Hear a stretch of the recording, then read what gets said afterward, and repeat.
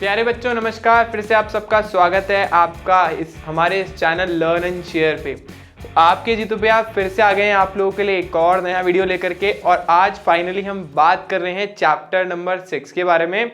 Starting के 5 chapter हमारे complete हो गए हैं और ये हमारा छठा चैप्टर है और उसका ये सबसे पहला लेसन है। ठीक है, मतलब आज इंट्रोडक्शन के बारे में बात चलेगी, भाई चैप्टर में क्या चीज़ है क्या नहीं है वगैरह वगैरह, और एक छोटा सा अपन टॉपिक भी चैप्टर का उठाने वाले हैं। तो आज हम बेसिकली उन्हीं टॉपिक्स या उन्हीं चीज़ों के बारे में बात करेंगे जो अपने 9th क्लास में थोड़ी बहुत ऑलरेडी पढ़ी हुई। थोड़ा सा उसको ना बस धूल को हटाना पड़ेगा, जो आपकी आ गई है ना, वो 10th का टाइम आ गया तो 9th की सब चीज़ें भूल गए, तो थोड़ा सा धूल को है ना हटाना है अपने को, बस वो थोड़ा सा काम अपने को करना पड़ेगा। तो देखो चैप्टर है हमारा कार्य, ऊर्जा एवं शक्ति, work, energy and power. Same chapter था 9th क्लास में आप लोगों के पास।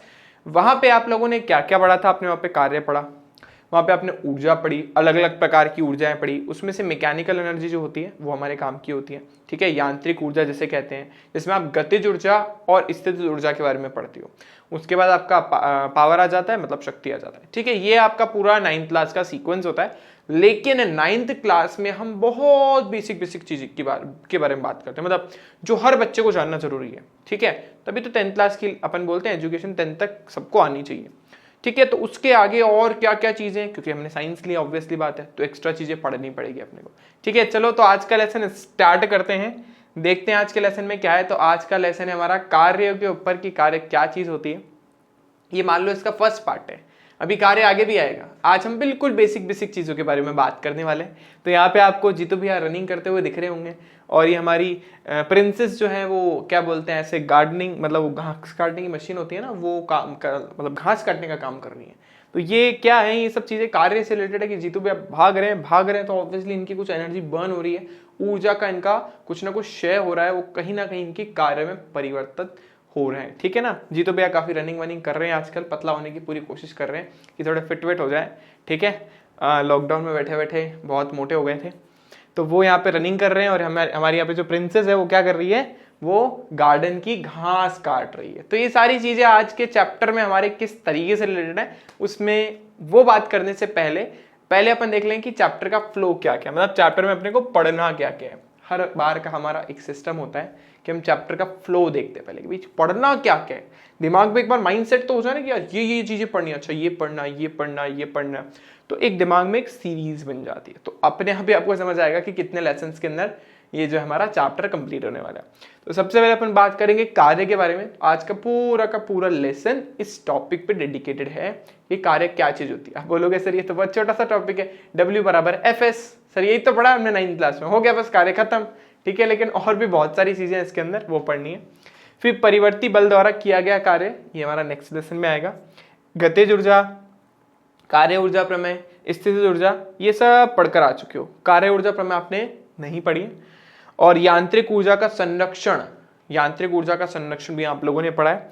शक्ति और संघट आप लोगों ने नहीं पढ़ा। इसके अलावा हमारे पास स्प्रिंग का मोशन, जो यहाँ पे हमने इंक्लूड नहीं करा है, वो स्थितिज ऊर्जा के अंदर ही आ गया। स्प्रिंग की स्थितिज ऊर्जा क्या होती है, और स्प्रिंग द्वारा किया गया कार्य क्या होता है, वगैरह वगैरह, वो सब स्थितिज ऊर्जा के अंदर आएगा। तो ये कुछ एक्स्ट्रा चीजें हैं, जिसमें से संघट मतलब टक्कर, ये एक नया टॉपिक आएगा। अच्छा, हमने सर्कुलर मोशन जो था, वृत्ताकार गति का जो टॉपिक था, जो लास्ट चैप्टर में छोड़ा था, वो यहाँ पे हम लेंगे। लास्ट चैप्टर में क्यों नहीं पढ़ा हमने, क्योंकि हम कार्य ऊर्जा प्रमेय के बारे में जानते ही नहीं थे, तो वो अपन इसमें लेंगे। ठीक है, तो कुछ टॉपिक एक्स्ट्रा भी हैं हमारे पास जो मैंने यहाँ पे इंक्लूड नहीं करे, क्योंकि मैंने आपको बोला मेजर टॉपिक लिखते हैं। चलो तो आज का लेसन स्टार्ट करते हैं। और ये कार्य के बारे में हमारी पहली स्लाइड, तो ये आपको बच्चा याद होगा, ये हमारा प्यारा सा सुंदर सा चिंकू नाम था इसका। तो ये चिंकू जो है वापस आ गया है बड़े दिनों बाद, छुट्टियों पे गया हुआ था अपनी नानी के घर पे।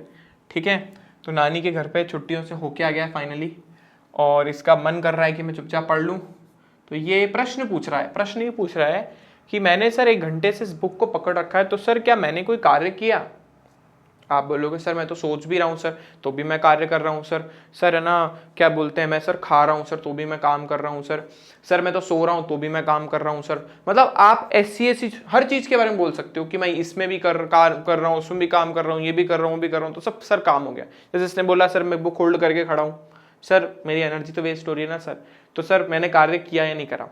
तो यहाँ पे आपके अकॉर्डिंग हो सकता है कि आपने कार्य किया हो, सोचते टाइम आपने कुछ कार्य किया होगा ना, भाई मैंने बहुत सोचा सर इसके बारे में, बहुत सोचा सर, सोचते ना बिल्कुल मैं बस पागल ही हो गया, तो मैंने बहुत काम किया सर आज, बहुत सोचा मैंने।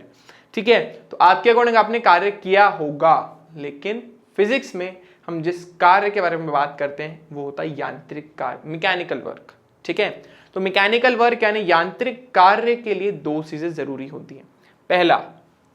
पहला होता है वस्तु पे कुछ ना कुछ बल लगना चाहिए। ठीक है, और दूसरा वस्तु में कुछ ना कुछ विस्थापन होना चाहिए उसकी गति की दिशा में। ध्यान रखिएगा, जो विस्थापन है वो किस में होना चाहिए? वस्तु की गति की दिशा में। विस्थापन कहां? वस्तु की गति की दिशा में।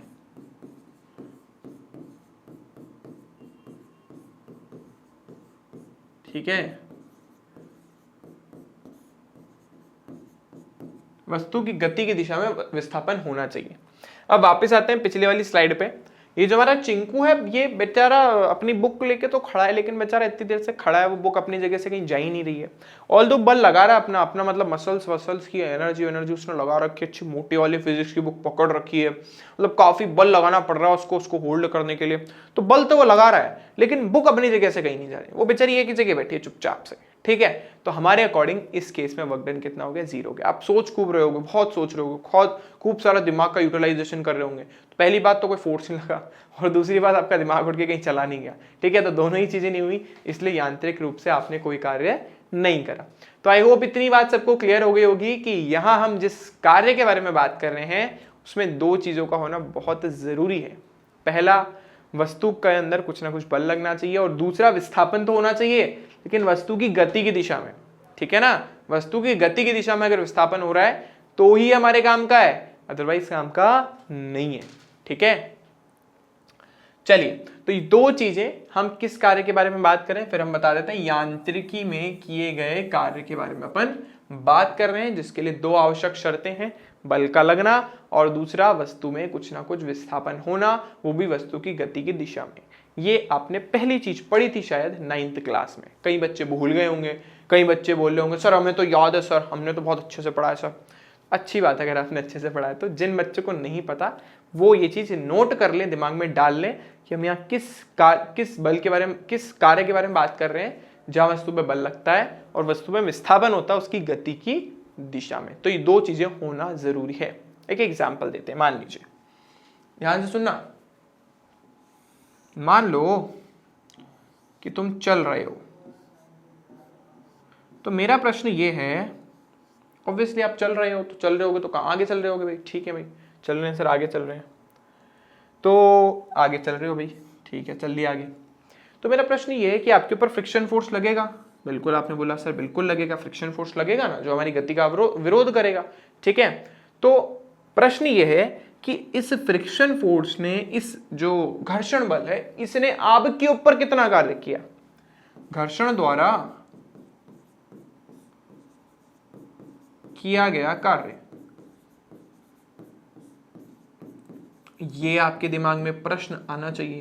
तो आप में से बहुत सारे बच्चे बोलेंगे सर पहली बात तो आपका क्वेश्चन इनकम्प्लीट है सर मुझे बताओ सर कितना आगे गया? चलो मैंने बोल दिया कि है ना, आप थोड़ा सा आगे चले गए। ठीक है, चलो आपने एस दूरी तय कर दी, आपने एस दूरी तय कर ली, मैंने बोल दिया। तो काफी सारे बच्चे बोलेंगे सर बल लग रहा है सर इसके ऊपर, फ्रिक्शन फोर्स, घर्षण बल सर स्मॉल एफ, सर इसने दूरी तय करी है या विस्थापन तय करा सर एस, तो सर उत्तर आ गया एफ इंटू एस।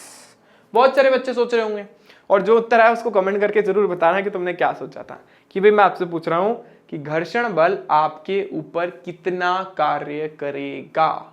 ठीक है, तो पहला ऑप्शन धनात्मक कोई मतलब एफ इंटू एस करेगा, दूसरा हमारे पास माइनस एफ एस करेगा, और तीसरा हमारे पास 0 करेगा। 3 ऑप्शन है आपके पास। ठीक है, जो भी आपका ऑप्शन हो वो कमेंट बॉक्स में जरूर करना, पॉज करके थोड़ा सोचना, फिर जो आंसर है उसको कमेंट बॉक्स में लिख देना। ठीक है, ईमानदारी से।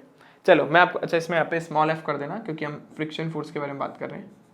ठीक है, तो बहुत सारे बच्चों ने यहाँ तो उत्तर दिया होगा एफ एस सर, यहाँ तो कुछ बच्चे स्मार्ट होंगे, नहीं सर वस्तु सर आगे जा रही है सर, घर्षण बल सर पीछे लग रहा है, दिशा विपरीत है सर, इसलिए माइनस एफ एस आएगा। तो बच्चे यहाँ तो एफ एस को चूज करेंगे, कुछ बच्चे जो डायरेक्टली सोचते हैं। ठीक है सर, एफ इंटू एस कर दिया सर, उत्तर आ गया। कुछ बच्चे सोचते नहीं सर घर्षण बल नीचे लग रहा है सर, वस्तु में विस्थापन आगे हो रहा है सर, तो वर्क डन हमारा हुआ, कार्य हुआ -F/s। ठीक है, चलो आपकी बात मान ली मैंने। पर जितने भी बच्चों ने ये दोनों ऑप्शन चूज किए थे, जो कि मुझे पता मोस्टली बच्चे करेंगे, ये ऑप्शन भी गलत है, ये ऑप्शन भी गलत है, और आपका उत्तर है 0। अभी सर ये कहाँ से आ गया, 0 कैसे हो सकता है, मैं तो आगे चला सर, घर्षण बल ने सर मेरे को पीछे खींचा सर, तो बल भी लगा सर और विस्थापन भी हुआ सर। तो आपने तो बोला था बल हो विस्थापन हो तो कार्य होता है, तो ठीक है आपकी बात सही है, लेकिन थोड़ा सोचो, आज घर पे ट्राई करना, ठीक है, सब रोज करते हो, चलना है, बोले सर ये तुम रोज करते हैं। अभी देखो, जब कोई चीज किसी चीज पे चलती है, मान लो तुम्हारे पास 2 पैर है ना, जब तुम चल रहे हो तो चलते टाइम तुमने अपना एक पैर कॉन्टैक्ट में रख रखा है ना, दूसरा पैर उठा के आप आगे रखते हो, फिर आप इसको पीछे, फिर उसको हवा में लेके जाते हो, फिर आगे चलते हो, है ना। तो जो पैर कॉन्टैक्ट में है ना, धरती के कॉन्टैक्ट में, वो तो स्थिर है, वो तो गति कर ही नहीं रहा है भाई। जो पैर आपका धरती के कॉन्टैक्ट में है वो गति नहीं कर रहा है, गति कौन कर रहा है, ये जो पैर हवा में है, जो आगे जाने वाला है, ठीक है। तो ये जब धरती के कॉन्टैक्ट में रहता है तो इसने तो कोई गति नहीं करी ना, जब इसने कोई गति नहीं करी तो इसके ऊपर घर्षण बल ने कितना कार्य करा, 0।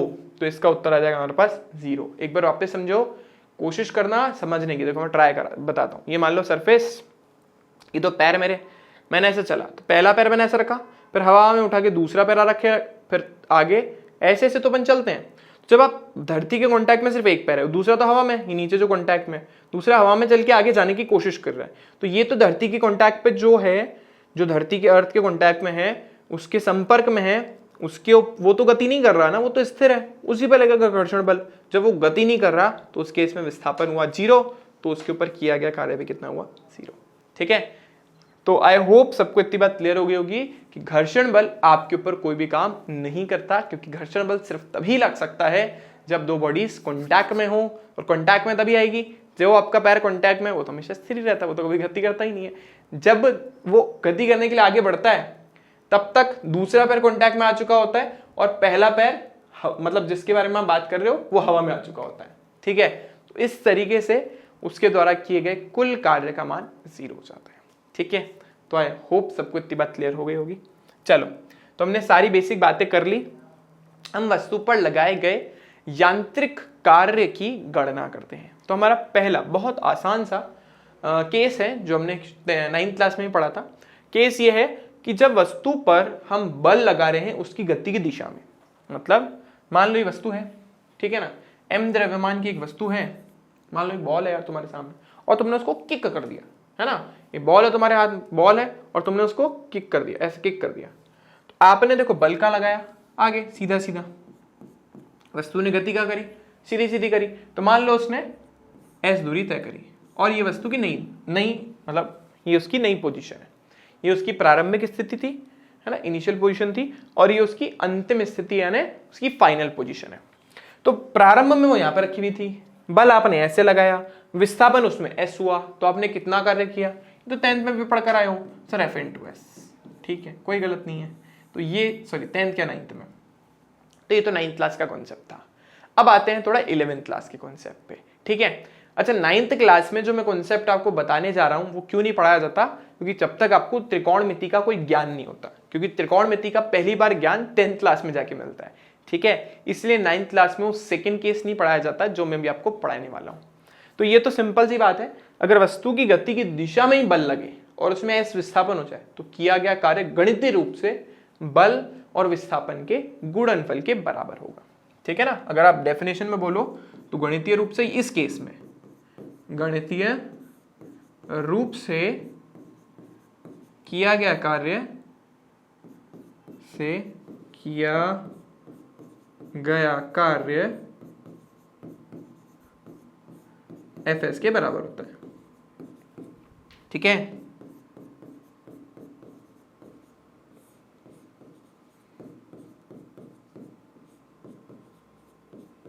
ठीक है, ये तो हमने इस वाले केस की बात बोल दी। अब चलते हैं एक जनरल केस पे जो कभी भी पॉसिबल है।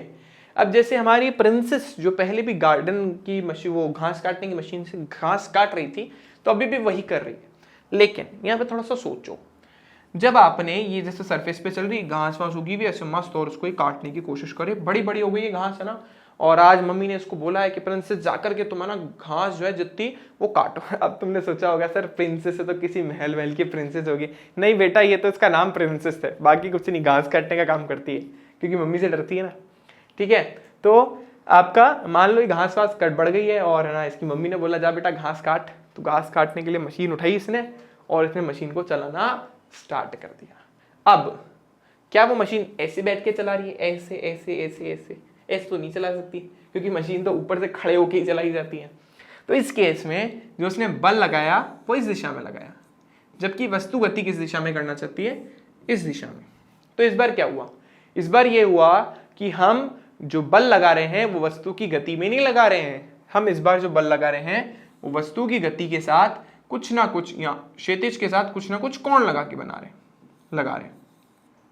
तो मान लो आपने इस बार वस्तु पर जो बल लगाया है वो क्षैतिज के साथ थीटा कोण बना के लगा दिया। मान लो 30 डिग्री, 40 डिग्री, 60 डिग्री, 90 डिग्री, 90 तो नहीं हो सकता, चलो 90 को तो छोड़ते हैं, तो 30, 40, 50, 60, 70 जितना भी आपने लगाया, तो आपने कुछ कोण बना करके इस बार बल लगाया। जबकि प्रीवियस केस में आपने जो कोण बनाया था एक्चुअली वो 0 था, क्योंकि आप एक्चुअली वस्तु की गति की दिशा में ही बल लगा रहे थे। ठीक है भाई, तो हमने क्या बोला, हमने बोला कि भाई ये बात तो ठीक है तुम्हारी कि भाई हमने बल लगा लिया, लेकिन हम बल का सिर्फ वही पार्ट लेते हैं, हम बल का सिर्फ वही घटक एक्सेप्ट करेंगे जो वस्तु की गति की दिशा में लगे। तो एक चीज और यहां पे हमें इंक्लूड करनी है कि बल तो लगना चाहिए लेकिन बल वस्तु की गति की दिशा में लगना चाहिए, वस्तु की गति की दिशा में।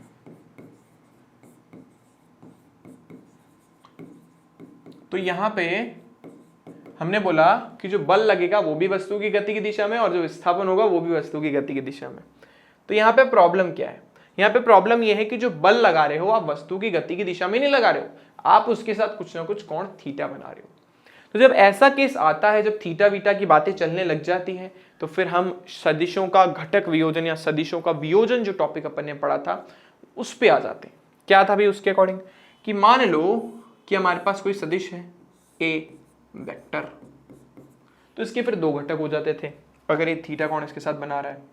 तो पहला तो इस दिशा में, इसी के साथ वाली दिशा में हो जाता हमारे पास ए कॉस थीटा, और एक हो जाता था इसके लंबवत, वो हमारे पास क्या हो जाता था ए साइन थीटा। तो सेम चीज यहां पर है ना, जो उस सदिश के साथ जो भी हमारे पास जिसके साथ भी कोण बना है ना उसके अंदर वो ए कॉस थीटा और इसके जो लंबवत है वो ए साइन थीटा है। ठीक है, तो यहां पे भी सेम चीज है। अब अगर आपको घटक करना नहीं आ रहा है तो कोई बात नहीं बेटा, थोड़ा सा लॉजिकली सोचो, हो जाएगा घटक।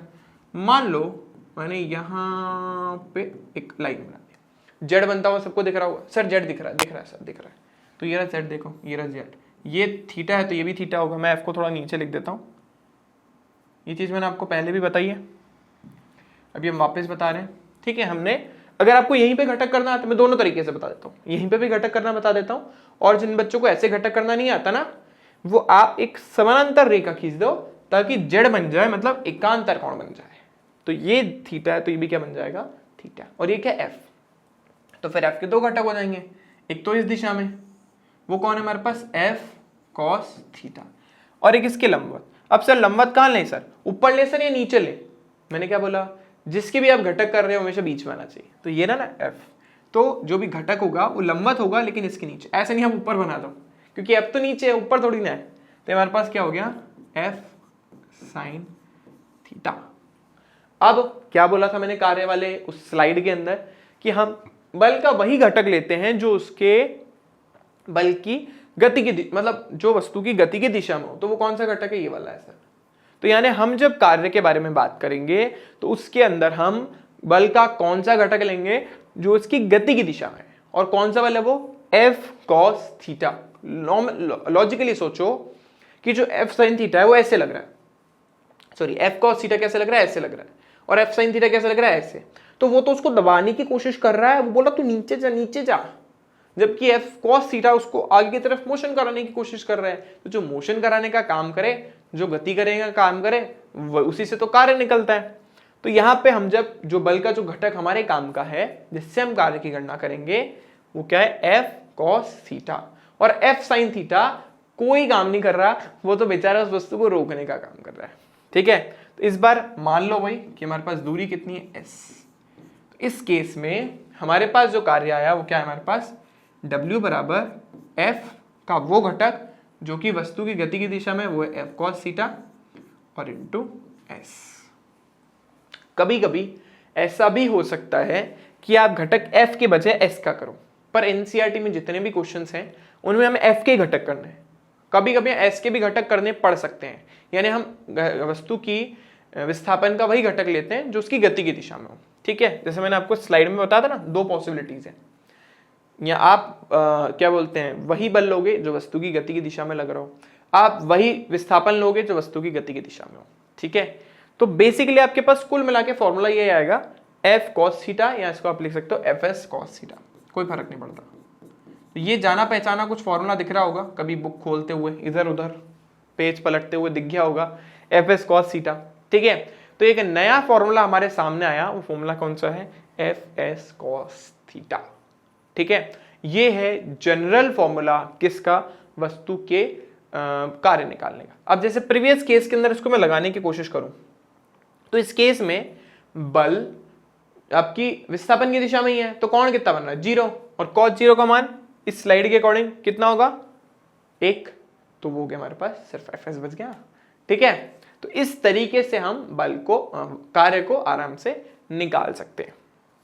अभी ध्यान से सुनने का, अब जो हमने पढ़ा है ना, ये f और ये s, ये दोनों कैसी राशियां हैं सर, सदिश राशियां सर, और cos थीटा आ रहा है सर। ठीक है भाई, तो दो सदिश राशियों के साथ जब cos थीटा भाई साहब बैठ जाते हैं ना, तो फिर वहां पे अदिश गुणनफल का कॉन्सेप्ट लगता है। पढ़ा था ना अपन ने, क्या पढ़ा था भाई, कि हमने पढ़ा था ये सब एक्स्ट्रा चीज है, जो यहाँ पे लिखना हो ना, यहाँ वाला पार्ट वो सब एक्स्ट्रा है जो हम पहले पढ़ चुके हैं। ए वेक्टर डॉट बी वेक्टर हमने किसके बराबर पढ़ा था, ए बी cos थीटा। ठीक है, तो हम एफ एस cos थीटा को क्या लिख सकते हैं, एफ एस cos थीटा को हम लिख सकते हैं F vector dot S vector. ये हमारे पास फॉर्मूला है कार्य का।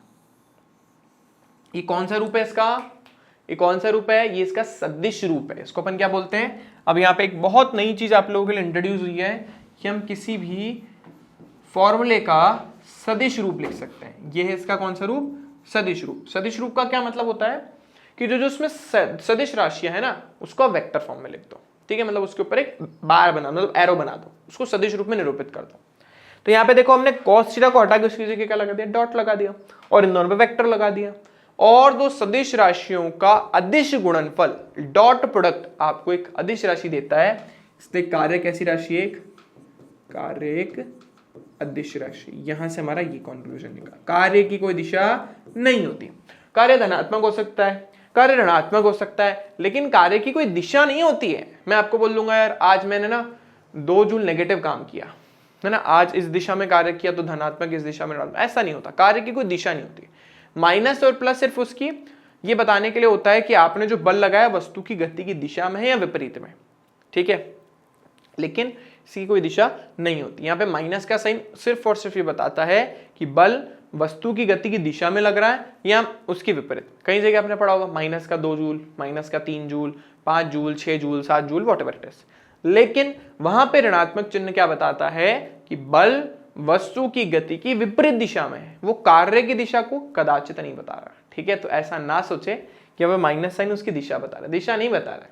ठीक है, तो आई होप ये चीज सबको क्लियर हो गई होगी। तो कंक्लूजन क्या निकला, कंक्लूजन ये निकला, निष्कर्ष निकला कि कार्य का अब हमें नया फॉर्मूला यूज करना है, वो क्या है, एफ एस cos थीटा, जिसे हम F vector dot S vector भी लिख सकते हैं। ठीक है, चलो आगे चलते हैं। अभी विभिन्न स्थितियों में कार्य के बारे में बात करते हैं। तो पहला है हमारे पास धनात्मक कार्य, दूसरा हमारे पास ऋणात्मक कार्य, और तीसरा हमारे पास शून्य कार्य। ये भी आपने कहीं ना कहीं 9th में पढ़ा हुआ है, लेकिन जैसा मैंने आपको बोला, जो थोड़ी सी धूल मिट्टी जमी हुई है ना, उसको थोड़ा साफ करना है। तो एक बार फटाफट से देख लेते हैं कि होता क्या है। ठीक है, वैसे मैं आपको बताऊं कुछ अलग चीज नहीं है, आपने जो पीछे फॉर्मूला पढ़ लिया ना एफ एस cos थीटा, उससे सब क्लियर हो जाएगा। तो 3 तरीके के कार्य हैं, धनात्मक कार्य, ऋणात्मक कार्य और जीरो कार्य, शून्य कार्य जिसको बोलते हैं। पॉजिटिव वर्क, नेगेटिव वर्क और जीरो वर्क। एक एक करके इसके बारे में देखते हैं। तो देखो धनात्मक कार्य क्या होता है, बहुत सिंपल सी बात है। यहाँ पे आपको घोड़ा गाड़ी दिख रही होगी, सर ये कौन से जमाने की घोड़ा गाड़ी लिया है सर, राजा महाराजाओं वाले जमाने की घोड़ा गाड़ी दिख रही है हमें तो, ठीक है। तो देखो यहाँ पे हमारा घोड़ा नहीं, घोड़ी भागती है ना, हाँ, तो ये जो घोड़ी है वो आगे की तरफ भाग रही है, कितनी अजीब सी बात नहीं, घोड़ी लेके जाते फिर भी उसका नाम घोड़ा गाड़ी रख रखा है। तो घोड़ा गाड़ी के अंदर घोड़ी जो है उसको आगे खींच रही है, तो वो घोड़ी जो है वो आगे बल लगा रही है, आगे की तरफ जा रही है, और हमारी पीछे से जो उसके पीछे से ये जो घोड़ा गाड़ी है ये भी इसके पीछे पीछे आ रही, मतलब जिस दिशा में उसने बल लगाया वस्तु उसी दिशा में जा रही है। जैसे ये है, अभी जैसे मैंने उसको नीचे फेंका, कहाँ गया, नीचे गया, ऑब्वियस सी बात नीचे जाना है, तो गुरुत्वाकर्षण बल कहाँ बल लगा रहा है, इस पे नीचे, वस्तु भी कहाँ गति करना चाहती है, नीचे, तो किया गया कार्य कैसा होगा, धनात्मक होगा। यानी हम बोल सकते हैं जब बल व विस्थापन की दिशा क्या हो, समान हो।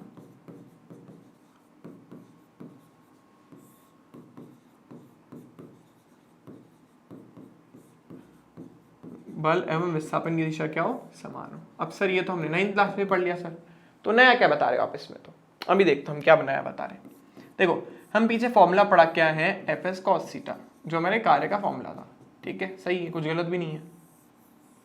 तो यहाँ पे अगर हमारा थीटा जो है वो तो कुछ भी हो सकता है, तो अगर थीटा का मान 90 से छोटा हो, यानी थीटा कैसा हो, न्यून कोण हो, जो बल है और जो विस्थापन है उसके बीच में अगर जो कोण बन रहा है वो 90 से छोटा हो, न्यून कोण हो, तो उस केस में किया गया कार्य हमेशा धनात्मक होता है, ठीक है। अगर 90 हो जाए तो 0, और उससे ज्यादा हो जाए तो ऋणात्मक, वो अपन बात देखेंगे। लेकिन जब हमें थीटा का मान न्यून कोण मिल जाए तो उस केस में कार्य हमेशा कैसा होगा, धनात्मक होगा, ठीक है। ये आप सिंपल बोल सकते हो, जिस दिशा में बल लगा रहे हो उसी दिशा में वस्तु गति करने लग जाए तो किया गया कार्य हमेशा कैसा होता है, धनात्मक, यानी पॉजिटिव। ये अपन यहाँ लिखा है, बस नई बात ये थी कि थीटा का मान क्या होना चाहिए, न्यून कोण होना चाहिए, 90 से छोटा होना चाहिए। ये काफी इंपॉर्टेंट चीज है जो आपको अच्छे से दिमाग में फिट होनी चाहिए, ठीक है। चलो अब बढ़ते हैं आगे, वो है ऋणात्मक कार्य। तो ये बहुत ही मतलब एक सर कार्टून लगा देते हैं यहाँ पे ना। तो देखो क्या बोल रहा है ये ना, कोई एक बच्चा सा वो कुछ खींचने की कोशिश कर रहा है, और उसके ऊपर क्या लिखा है, मतलब बहुत बड़ा सारा कोई ब्लॉक है, उसको रस्सी से खींचने की कोशिश कर रहा है, और उस पर क्या लिखा है, उस पर लिखा है कि है ना ये घर्षण मुझ पर ऋणात्मक कार्य कर रहा है। अभी इस बात ढंग से सुनना, आपने तो बोला सर घर्षण बल हमारे पे कार्य ही नहीं करता, तो 0 कार्य करता है, और यहाँ बोल रहे हो, ये बंदा बोल रहा है कि घर्षण ने इसके ऊपर जो कार्य किया, इस पे नहीं, बोर्ड बोल रहा है, ऐसा बंदा नहीं बोल रहा है, बंदा नहीं बोर्ड बोल रहा है। बोर्ड तो हर टाइम में उस सरफेस के कांटेक्ट में है ना, बोर्ड ऐसे टिक टिक टिक टिक करके थोड़ी ना चलता जैसे हम चलते हैं, तो बोर्ड तो सीधा सीधा चल रहा है, वो तो हमेशा सरफेस के कांटेक्ट में। बोर्ड आगे जाना चाहता है, सरफेस पीछे खींचना चाहती है, घर्षण बल कहाँ लगेगा, पीछे। वस्तु कहाँ जाना चाहती है, आगे, तो उसके विस्थापन की दिशा जो है वो आगे है, और वस्तु जो है उसके ऊपर जो बल लगा रही है, घर्षण बल, वो कहाँ लगा रही है, पीछे लगा रही है। तो घर्षण बल ने इस वस्तु पे कैसा कार्य किया, ऋणात्मक। तो ऋणात्मक का मतलब जब बल एवं विस्थापन की दिशा विपरीत हो। अब विपरीत भी जरूरी नहीं है,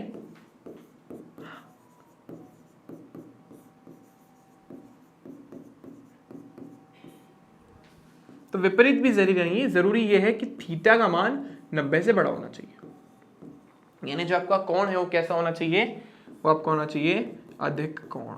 तो अगर अधिक कोण होगा तो उसमें किया गया कार्य हमेशा कैसा होगा, ऋणात्मक, ठीक है। तो अगर थीटा का मान 90 से छोटा हो जाए, यानी न्यून कोण हो जाए, तो किया गया कार्य धनात्मक, और अगर थीटा का मान जो है वो 90 से बड़ा हो जाए, यानी किया गया कार्य थीटा जो हमारा अधिक कोण हो जाए, तो उस केस में किया गया कार्य कैसा होता है, उस केस में किया गया कार्य धनात्मक होता है, सॉरी ऋणात्मक होता है, ठीक है ना। ये फॉर्मूला यहाँ पे काफी इंपॉर्टेंट है और ये इंपॉर्टेंट बात है, ठीक है। और भी बहुत सारे एग्जांपल, ये लो, मैंने ऊपर फेंका, मैंने कहाँ बल लगाया, ऊपर, वस्तु कहाँ गई, ऊपर, मैंने कैसे कार्य किया, धनात्मक। मैंने ऊपर फेंका, गुरुत्वाकर्षण बल कहाँ लगा, नीचे, वस्तु कहाँ गई, ऊपर, गुरुत्वाकर्षण बल ने कैसा कार्य किया, ऋणात्मक। वापस सुनो, मैंने वस्तु को फेंका कहाँ, ऊपर, वस्तु कहाँ गई, ऊपर, मैंने जो कार्य किया वो कैसा, धनात्मक, क्योंकि जहां बल लगाया वहां पे वस्तु गई। लेकिन जब ये ऊपर जा रही थी, जब ये कहीं पे भी ऊपर जा रही थी, तो गुरुत्वाकर्षण बल कहां लग रहा था, नीचे लग रहा था, और वस्तु कहां जाना चाहती थी, ऊपर। दिशा कैसी हो गई, अलग अलग हो गया, ऋणात्मक कार्य। ठीक है, तो आई होप इतनी बात सबको क्लियर हो गई होगी। चलो, तो ये दो बेसिक सी बातें थी। एक लास्ट है हमारा शून्य कार्य। तो ये हमारी है, ये जो आपको एक हमारी काकी दिख रही होगी, इन काकी का नाम है सुषमा काकी। तो ये सुषमा काकी जो हमारी, जो कि बेलदारी करती है, मजदूरी करती हैं, तो ये सुषमा काकी क्या कर रही है, पत्थर की एक तगारी अपने सर पे उठा के ले जा रही है और बहुत ही खुश है। ठीक है, ठीक है, काफ़ी खुश हैं, काफ़ी स्माइल कर रही हैं अपने काम को लेकर के। करना भी चाहिए, इंडिपेंडेंट है। तो सुषमा काकी जो है हमारी, वो क्या कर रही है, सर पे तगारी लेके जा रही है। ठीक है भाई, तो सुषमा काकी जब पत्थर की तगारी लेके जा रही होगी, तो उनके सर पे जो पत्थर की तगारी है, मान लो ये पत्थर की तगारी लेके आगे जा रही है सुषमा काकी हमारी, है ना। तो जब सुषमा काकी आगे जाएंगी, ठीक है भाई, जा रही है, कोई बात नहीं। लेकिन अगर मैं आपसे बोलूं कि पत्थर की तगारी कहां जा रही है, आप बोलोगे सर आगे जा रही है, सही है सर। अगर मैं आपसे बोलूं कि सुषमा काकी ने पत्थर की तगारी पे कितना काम किया, आप बोलोगे सर सुषमा काकी ने पत्थर की ट्रॉली पे, मतलब पत्थर की तगारी पे बल लगा रखा है ऊपर, और पत्थर की ट्रॉली तो उनके सर पे ही है। ट्रॉली क्या, सही, तगारी तो उनके सर पे ही है, तो वो तो गति नहीं कर रही है। सुषमा काकी की जरूर गति कर रही है, पत्थर की तगारी तो नहीं कर रही है। इसका मतलब सुषमा काकी जो है वो आगे गई, लेकिन उन्होंने तो बल ऊपर लगा रखा है, वो जाकर ही आगे, उन्होंने बल ऊपर लगा रखा है। पहले भी उनके सर पे ही तगारी थी, अभी भी उनके सर पे तगारी है, तो उस केस में किया गया कार्य उनके द्वारा 0। इसी तरीके से एक और चीज और है, अगर सुषमा काकी के बल के बजाय या उनके कार्य के बजाय अगर हम बात करें गुरुत्वाकर्षण की, तो वस्तु इधर जाना चाहती है और गुरुत्वाकर्षण बल कहां लग रहा है, नीचे। गुरुत्वाकर्षण बल कहां लग रहा है, गुरुत्वाकर्षण बल वस्तु पे कहां लग रहा है, नीचे। वस्तु की गति की दिशा कहां है, आगे, क्योंकि सुषमा काकी उनको पकड़े हुए हैं। तो जहां सुषमा काकी जाएंगी वस्तु भी वहीं जाएगी, तो वो आगे जा रही है, वस्तु भी आगे जा रही है गुरुत्वाकर्षण के अनुसार। लेकिन वस्तु तो आगे जा रही है, ये वस्तु की गति की दिशा है। लेकिन हमने क्या बोला था, हमने बोला था जो बल है वो वस्तु की गति की दिशा में लगना चाहिए, लेकिन यहाँ पे तो बल वस्तु की गति के लंबवत लग रहा है, और जब वस्तु की गति के लंबवत बल लगता है तो किया गया कार्य 0 होता है। देखो, कॉन्सेप्ट से समझोगे तो समझ आ जाएगा कि मैंने आपको बोला था जो बल है वो वस्तु की गति की दिशा में लगना चाहिए। अगर नहीं लग रहा है तो आप उसको कोशिश करो उसकी दिशा में लाने की। अब आप चाह करके भी गुरुत्वाकर्षण बल के घटक नहीं कर सकते, क्योंकि वो कौन नहीं बना रहा, तो उसका एक ही कंपोनेंट है वो जो नीचे ही रहेगा, वो इसकी दिशा में कभी आ ही नहीं सकता। तो गुरुत्वाकर्षण बल उनके ऊपर कितना कार्य कर रहा है, उस पत्थर की तगारी के ऊपर 0। लेकिन अगर ये तो हमने ऐसे समझ लिया, अब मैथमेटिकली समझने की कोशिश करते हैं। देखो, इन दोनों के बीच में कोण कितना बन रहा है, 90 डिग्री, और हमारे अकॉर्डिंग कार्य कितना हुआ, Fs cos 90। और cos 90 कितना होता है बच्चों, कई बच्चे बोलेंगे सर 1, गलत है सब बच्चे, 0। कई बच्चे 0 भी बोल रहे होंगे, ऐसा नहीं बोल रहा हूं मैं। तो हमारे पास किया गया कार्य कितना हुआ, मतलब हमारे गुरुत्वाकर्षण बल ने कितना कार्य किया उसके ऊपर, 0। तो हमने दोनों चीजें बोल दी, हमने कॉन्सेप्ट से भी समझ लिया और हमने मैथमेटिकली भी समझ लिया। ठीक है, तो जब हमारे जो बल है और जो वस्तु की गति की दिशा है वो एक दूसरे के लंबवत हो, तो उस केस में किया गया कार्य 0 होता है, या अगर वस्तु में विस्थापन 0 है। बता देना, मैं गुरुत्वाकर्षण बल का एग्जाम्पल, चिपकी हुई थी, गति तो नहीं कर रही थी, तो किया गया कार्य 0 हो गया। तो कॉन्सेप्ट बोलता है थीटा 90 हो या विस्थापन 0 हो, तो उस केस में हमारा किया गया कार्य हमेशा कितना होगा, 0 होगा। विस्थापन का एग्जाम्पल मैंने आपको बता दिया। ठीक है, घर्षण बल वाला। तो आई होप इतनी बात सबको क्लियर हो गई होगी। तो हमने धनात्मक कार्य पढ़ लिया सर, ऋणात्मक कार्य का पढ़ लिया सर, 0 कार्य पढ़ लिया सर, वर्क का, हमारे वर्क का यानी कार्य का फॉर्मूला भी पढ़ लिया सर। एक चीज रह गई सर, बल का मात्रक, वो तो हमने निकाला ही नहीं। तो हमारा नेक्स्ट टॉपिक बल निकल रहा मेरे मुंह से, कार्य है ना। कार्य जो है, कार्य भी पढ़ लिया कि कार्य जो होता है उसका फॉर्मूला क्या होता है। कार्य के प्रकार पढ़ लिए, धनात्मक, ऋणात्मक और जीरो। अब बच्चा कौन? कार्य का मात्रक। तो अपन देखने वाले कार्य का मात्रक और उसकी विमा। ठीक है, वैसे तो कई बच्चे पहले ही जानते हैं मुझसे, एफ एस कॉस थीटा हो गया हमारे पास जनरल फॉर्मूला। ठीक है, कार्य जो है, जो बल है उसका हो गया न्यूटन और दूरी का हो गया या विस्थापन का हो गया मीटर। तो इसका मात्रक जो हमारा वो कितना आया? न्यूटन इंटू मीटर, जिसे हम जूल भी बोलते हैं, साइंटिस्ट के नाम पे दिया हुआ है। तो जूल नाम के साइंटिस्ट ने दिया था, इसलिए उन्हीं के नाम पे दिया हुआ है। तो इसका जो मात्रक है वो क्या निकला? Newton into metre. ये ऐसा ही मात्रक क्या है इसका? जूल। ये क्या है इसका? ऐसा ही मात्रक। ऐसे हमने विमा भी निकाली हुई है, लेकिन फिर भी निकाल देते हैं। इसका क्या था? m1 L1 T-2। कुछ बच्चों को तो रटी भी होगी, और ये होगा हमारे पास L1। तो विमा क्या आई? m1 L2 T-2। ये क्या आ गई इसकी? विमा।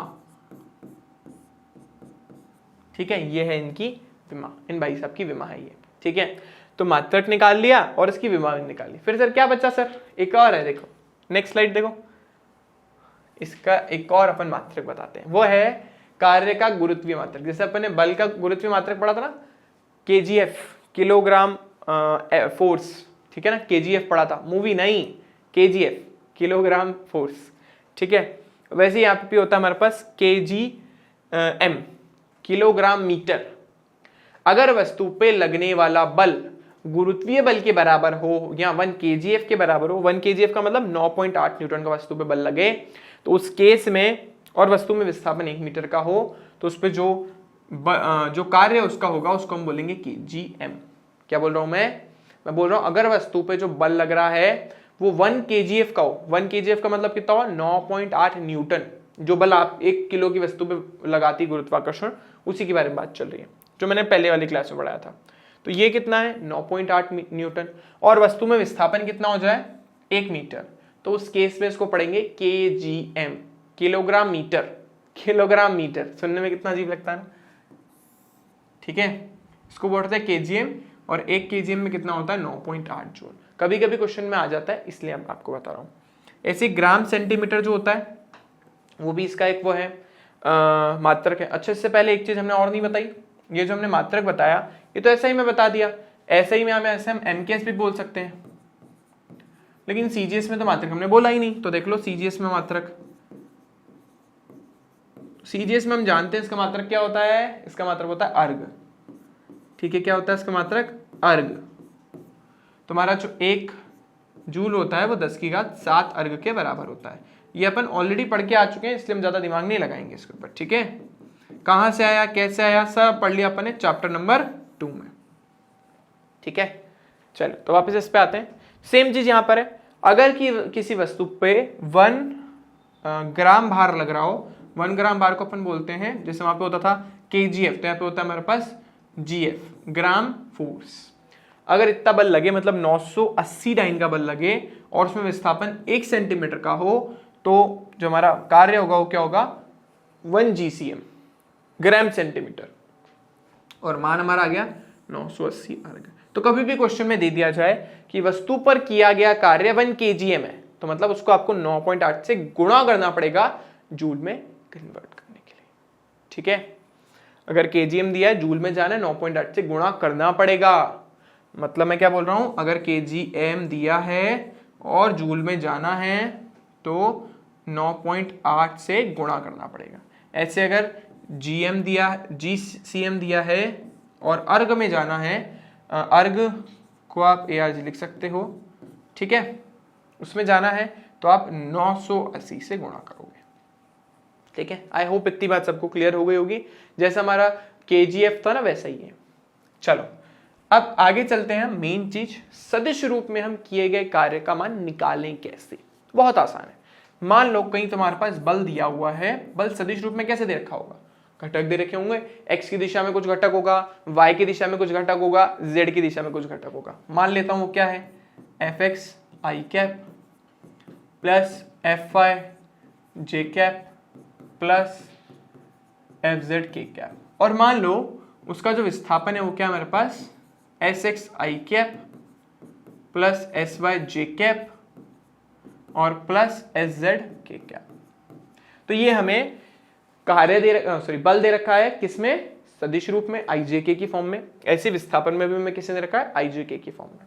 तो अगर मैं दोनों, हमें पता है कार्य किसके बराबर होता है, F vector dot S vector, तो दोनों का कर दो आप dot Fx I cap plus Fy J cap plus Fz K cap, dot करा इसके साथ Sx I कैप का, Sy J कैप का और प्लस Sz K कैप का। ठीक है ना बेटा, मेरा Z ही है, मेरा Z बहुत अलग होता है। तो जैसे हम जानते हैं डॉट प्रोडक्ट हम कर रहे हैं, तो हम पहले ये चीज सीख चुके हैं, क्या सीखा भी हमने कि है ना, x इसका इसके साथ डॉट करोगे तो आएगा 1, इन भाई साहब का इसके साथ करोगे तो आएगा 1, इन भाई साहब का इसके साथ करोगे तो आएगा 1, अदरवाइज 0। i का i से 1 होता है, j का j से 1 होता है, k का k से 1 होता है, लेकिन i का अगर j और k से डॉट प्रोडक्ट कर दिया गया तो हमेशा 0 होता है। ये अपन पहले पढ़ के आ चुके हैं, इसलिए सारी चीजें पहले पढ़ ली कि बाद में परेशानी ना आए। तो हमें पता है, इसलिए डायरेक्टली अपन क्या लिखेंगे, Sx plus Fy Sy plus Fz Sz। Question आएगा तो और फील आएगा करने का, तो उसके लिए हमने क्वेश्चन डाला हुआ है, इसके लिए हमने क्वेश्चन डाला हुआ है। चलो देखते हैं वो क्वेश्चन क्या है। ये रहा वो क्वेश्चन, पहले क्वेश्चन कर लेते हैं, फील आएगा। एफ वेक्टर देखो क्या दे रखा है, I cap plus 5 J cap plus 7 K cap. ऐसे ही एस वेक्टर क्या दे रखा है, 6 I कैप प्लस J तो J नहीं रखा तो 0 J cap plus 9 K cap. दोनों का क्या करना है, dot F vector dot S vector कर दो भाई। I plus 5J plus 7K, dot करा इसके साथ किसका, 6 I कैप का प्लस 0 J कैप का और प्लस 9 K कैप का। सेम चीज जो अभी बताया, I का I के साथ करना है, J का J के साथ करना है, K का K के साथ करना है, बाकी सब 0। ठीक है, तो I का I के साथ करी 1 हो गया, पता है हमें, तो 1 गुणा 6 प्लस 5 का 0 के साथ प्लस 7 का 9 के साथ, 6 कम 6, 5 इंटू 0 0 और 9 छिंग 54, 54 और 6 कितना हो गया 60। तो उत्तर कितना है हमारे पास 60। ना ना ना ना 60 जूल नहीं लगाओगे मात्रक, प्रश्न का उत्तर जो है उसमें आधा मार्क्स डिडक्ट हो जाएगा, नहीं मिलेगा। ठीक है, कट जाएगा। ठीक है, तो ऐसी गलती आप गलती से भी ना करें। चलो, तो ये हमारे कुछ क्वेश्चंस थे। अभी अपन 2 और छोटे छोटे से प्रश्न देख रहे थे, बहुत आसान से। देखो बहुत इजी है, बहुत इजी लेवल के क्वेश्चन डाले। तो देखो एक माली, अभी हमारी माली एक्चुअली प्रिंसेस ही है। तो ये जो प्रिंसेस है वो ऐसे घास काटने की मशीन चला रही है, जैसे हमने भी चलाया था, और 20 मीटर तक चलाती है, यानी एस का मान सीधा सीधा 20 मीटर है। और वो 20 किलोग्राम भार मतलब वो जो जिस पे वो लगा रही है ना, जो मशीन है, वो 20 किलो की है, यानी द्रव्यमान जो हमारा, अच्छा क्या लिखा है, 20 किलोग्राम भार। ध्यान से सुनो, वस्तु क्या द्रव्यमान नहीं है, ये वस्तु का क्या है, 20 किलोग्राम भार लिखा ना, kgf किलोग्राम फोर्स। ये आपको क्या दिया हुआ है, उसके ऊपर लगने वाला बल। 20 किलोग्राम भार का मतलब kgf, और अगर हमें kgf से किस में जाना है, न्यूटन में, तो हमने क्या पढ़ा है, एक kgf कितने के बराबर होता है, पहले भी बताया था, 9.8 न्यूटन के। ठीक है ना, अगर kgf दिया हुआ है और न्यूटन में जाना है तो भी 9.8 से गुणा करते हैं, kgm दिया हुआ है, जूल में जाना है तो भी 9.8 से करते हैं। ठीक है, दोनों में सेम ही चीज है। तो यहां पे हमारे पास कितना हो जाएगा, 20 गुणा 9.8, ये पॉइंट हटाओ, 10 लगाओ, 0 से 0 मारो, 2 अट्ठे 16, 2 नाम 18 और 19, तो 196 न्यूटन। तो बल हमें मिल गया। तो ध्यान से पढ़ना, उसने न्यूटन में दिया है या kgf में, किलोग्राम भार। ठीक है, और वो क्षितिज नहीं है, क्षितिज है। तो क्षितिज के साथ 60 डिग्री का कोण बना रहा है, यानी थीटा सीधा सीधा हमारे पास 60 डिग्री। ध्यान रखना, क्षितिज के साथ बोल दिया उसने, अगर वो ऊर्ध्वाधर के साथ बोल देता, प्रश्न ट्रिकी कब होता, जब वो ऊर्ध्वाधर के साथ कोण दे देता। हमने तो क्षितिज के साथ ही पढ़ा है, ऊर्ध्वाधर के साथ देता तो 90 से माइनस कर दे, वो भी एक क्वेश्चन कभी कराएंगे अपन। ठीक है, अभी इसमें ऐसा कुछ नहीं है। तो हमें कार्य निकालना है, तो क्या हमारे पास F s cos theta, F का मान 196, ये 20 और कॉस 60। कई बच्चों को शायद कॉस 60 का मान ही याद नहीं होगा, नहीं, उसके लिए भी टेबल बनानी पड़ती है। तो बेटा कुछ तो आप लर्न कर लो, साइन कॉस का 1/2 होता है, 10 आ जाएगा। उत्तर आ गया हमारे पास 1960 जूल। आसान सा प्रश्न था, हो गया, बहुत इजीली हो गया, कोई प्रॉब्लम ही नहीं आई, मस्त। चलो, तो 2 न्यूमेरिकल अपन ने बहुत इजी लेवल के कर लिए। अब अपन थोड़ा सा ठीक ठाक न्यूमेरिकल करते हैं, ठीक है ना, थोड़ा ठीक लेवल का है, एनसीईआरटी का प्रश्न है ये एनसीईआरटी का प्रश्न है। जो अभी तक करे थे वो एनसीईआरटी के नहीं थे, लेकिन ये एनसीईआरटी का है। देखिएगा प्रश्न, बहुत अच्छा क्वेश्चन है बहुत इजी, 2 लाइन में आ जाएगा। एक साइकिल चालक साइकिल को 100 मीटर की दूरी पर जाकर रोक देता है, ठीक है भाई, रोक दिया उसने। इस दौरान रोड पर वह 200 न्यूटन का बल लगाता है जो गति की विपरीत दिशा में, ठीक है। तो उसने बल लगाया, जब उस साइकिल को रोकने की कोशिश करी तो उसने 200 न्यूटन का बल लगाया, लेकिन उसकी गति की विपरीत दिशा में, तो ये माइनस का 200 आएगा। क्यों? क्योंकि वो गति की विपरीत दिशा में लगाया। कितनी दूरी जाके रुका वो? 10 मीटर। कार्य कितना हो गया? F S sir. थीटा की जरूरत नहीं है क्योंकि इस बार थीटा 180 था, हमने सीधा सीधा उसके लिए माइनस लगा दिया। अगर आप एफ एस कॉस थीटा के साथ जाते हो, थीटा का मान 180 रखोगे, जाग रहे हो और उसके ऊपर बल पीछे लग रहा है क्योंकि आप उसको रोकने की कोशिश कर रहे हो, ठीक है। क्वेश्चन में लिखा हुआ भी है गति की विपरीत दिशा में। तो देखो कितना आ गया सीधा सीधा, माइनस का 200 गुणा 10 यानी 2000 जूल माइनस का, ठीक है। ये जो है हमारा रोड ने साइकिल पर इतना कार्य किया क्योंकि वही एक्चुअली उसके ऊपर फ्रिक्शन फोर्स लगा के उसको रोकने की कोशिश कर रही है। तो रोड ने साइकिल पे इतना कार्य किया, ये तो पहला आ गया। दूसरा इसने पूछा है कि साइकिल द्वारा रोड पर कितना कार्य किया गया। भाई साइकिल तो 10 मीटर जाके रुक गई, अब हम बोल रहे हैं कि साइकिल ने रोड पे कितना काम किया। और रोड तो अपनी जगह खड़ा है, रोड में विस्थापन हुआ क्या? ना भाई ना, वो तो बहुत बड़ी है, उसमें विस्थापन 0 है। तो साइकिल वाले रोड पर कितना कार्य किया? 0, क्योंकि रोड में कोई विस्थापन नहीं हुआ। हम लिखेंगे रोड में विस्थापन 0 है। रोड में विस्थापन क्या है? 0 है, अतः किया गया कार्य क्या होगा? वो भी 0 होगा, ठीक है। बहुत लॉजिकली था, बहुत इजी था, तो कुछ भी नहीं कर रहा हूं, बहुत सिंपल क्वेश्चन था, लेकिन थोड़ा लॉजिकली सोचना था कि रोड तो अपनी जगह से हिलेगी नहीं। बहुत सारे बच्चे बोलते सर 200 न्यूटन, बहुत सारे बच्चे ये बोलते सर 200 न्यूटन 200 न्यूटन, लेकिन रोड तो अपनी जगह पे हिल बैठी है चुपचाप, वो कौन से अपनी जगह से हिल गई? जब वो हिली नहीं तो उसके ऊपर किया गया कार्य तो 0 ही होगा, ठीक है। तो आई थिंक बच्चों, आई होप सबको क्लियर हो गया होगा।